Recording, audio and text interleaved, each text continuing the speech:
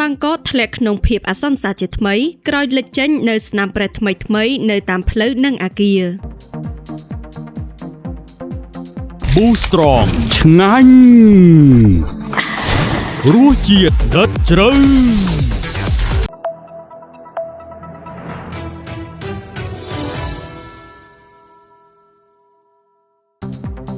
ព្រះធរណីសម្ដីរត់ទៀតហើយពេលនេះអាជ្ញាធរនិងពលរដ្ឋនៅទីក្រុងបាងកកកំពុងមានការភ័យស្លន់ស្លោនិងព្រួយបារម្ភជាខ្លាំងក្រោយប្រទះឃើញបាតុភូតដីស្រុតចុះបន្ថែមរហូតដល់ទៅ20សង់ទីម៉ែត្ររួមទាំងស្នាមប្រេះនៅលើដីនិងអាគារនៅក្បែរស្ថានីយ៍រថភ្លើងក្រោមដីវងវៀនយ៉ៃបង្កជាហានិភ័យដល់ការដួលរលំអាគារនៅជុំវិញនោះតើនេះជាសញ្ញាដែលបង្ហាញថាទីក្រុងបាងកកអាចនឹងជួបហេតុការណ៍ស្រុតដីធ្ងន់ធ្ងរដូចឆ្នាំមុនមែនឬទេ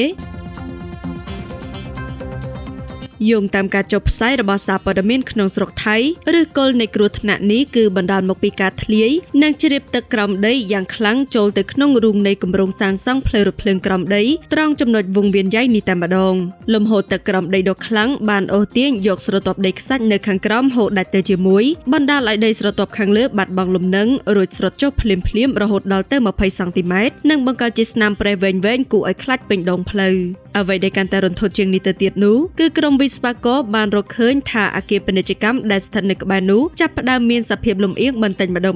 ងដែលអាចជាសញ្ញាព្រមានថាវាអាចនឹងបារលំចុះមកបានគ្រប់ពេលវេលាប្រសិនបើសម្ពាធទឹកក្រោមដីនៅតែបន្តវាយលុកភ្លាមបន្ទាប់ពីហេតុការណ៍នេះអាជ្ញាធរក្រុងបាងកកបានប្រកាសបិទចរាចរណ៍លើដងផ្លូវកាត់ហេតុ 100% ទាំងស្រុងនិងបានសម្រេចចិត្តជម្លៀសប្រជាពលរដ្ឋជាបន្ទាន់ចេញពីអគារប្រកបដោយគ្រោះថ្នាក់ទាំងនោះករណីលេចចេញស្នាមប្រជាហូរហែបែបនេះបានធ្វើឲ្យមហាជនថៃនឹកឃើញភ្លាមទៅដល់គ្រោះមហន្តរាយដីបាក់ស្រុតជាជ្រលងដ៏ធំមួយកាលពីឆ្នាំទៅមិញនៅលើផ្លូវសាមសែនដែលបណ្ដាលមកពីការដ្ឋានសាងសង់រថភ្លើងក្រោមដីដដែលនេះ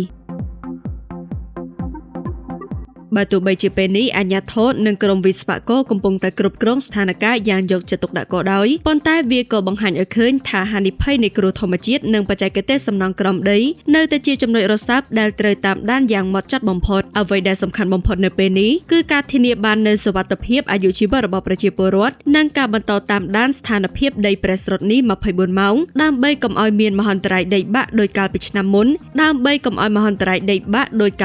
មុនអាចកើតឡើងជាលើកទី2